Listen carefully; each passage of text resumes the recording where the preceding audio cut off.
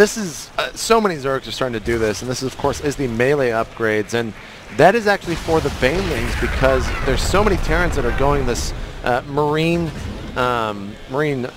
tank kind of combination. Obviously, it's very common. And with those upgrades on the Lings, they actually do a ton of damage to the tank. So much so that when you're actually just rolling into an army like that, they don't just fall into the tank and the tank's just like, hot, you didn't do anything to it. They actually do real legitimate damage. So a lot of Zerg players are starting to do that. Again, this base is up. Go into the income tab.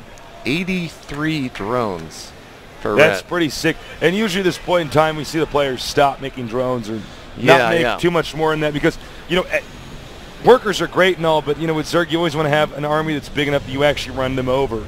So he'll probably change this back into making attacking units now. Right. Now, at this point in the time, in a matchup like this, at distances like this, the Zerg wants to actually fly around the Terran's base and do damage in little corners like we're going to see right here. He's going to take out depots, he's going to attack SCVs, and what that's doing is, first of all, Terran may stim. Let's see if he actually does a stim over here, in which case the Zerg's going to run. No deselect.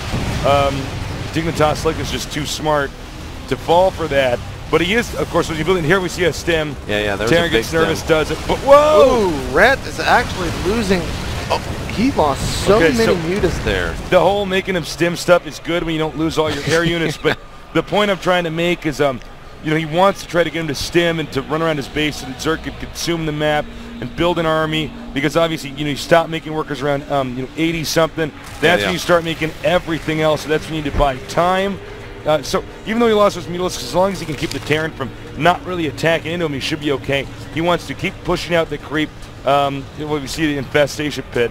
I was going to bring that up. He wants to get infestors with the mutas, Lings, Banelings, all that. Basically abuse fungal growth, force the Terran to siege up in the middle of the map when pushing, not necessarily siege up right outside of his base. We have a huge group of mutas here. They're going to go in for yet another attack. Red is already up to 175 supply. I mentioned the fact that he's a macro monster earlier on, but this is really, really frightening to me, the fact that he's so high right now. And I love this. If he gets that factor, that'd be huge. You want to start cranking Thors out of there at this phase of the game here. And it looks like he might be able to kill this. That is a huge blow. If it does fall, I'm not sure if any Marines... Ooh, they stem across the map. They stem way too soon. He might actually be able to get this react. No, okay, the Marines do. That's actually... Okay, and the problem, I think that might have been 2 stems. They're all addicted to drugs now. Yeah, You see that? They all stem there. They're going to start shooting it in between their toes. It's rough. Now we do have the planetary up here. It's pretty easy for a Terran player to get the planetary.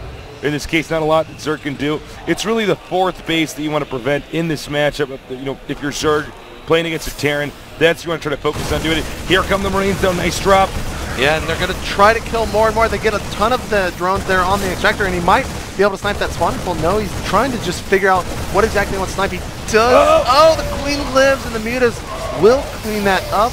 And I think that Ret also lost a lot of his lanes, or maybe these are some of the returning lanes. Looks like Select is going to move out. 7 infestors are coming out right now.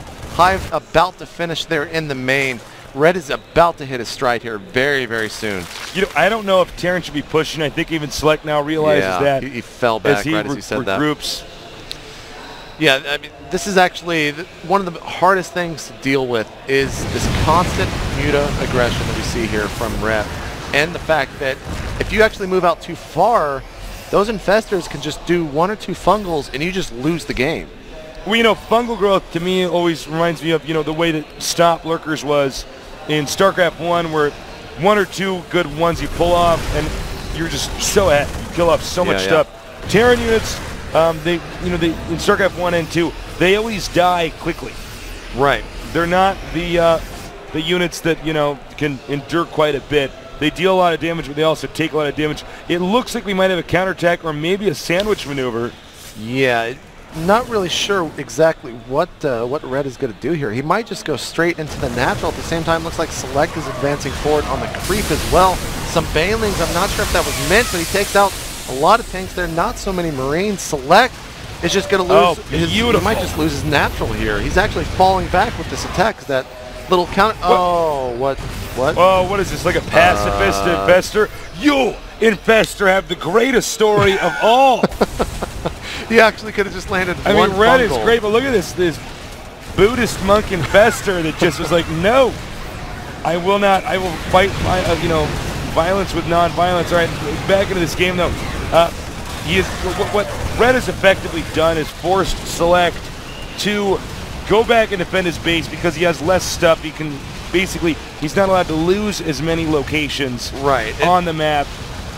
And I feel like Select is pretty much already lost. Right now at this point, Ret will probably just start sacrificing Lings because he's already at 200. 3 Broodlords are coming in. He wants to get more than that, obviously.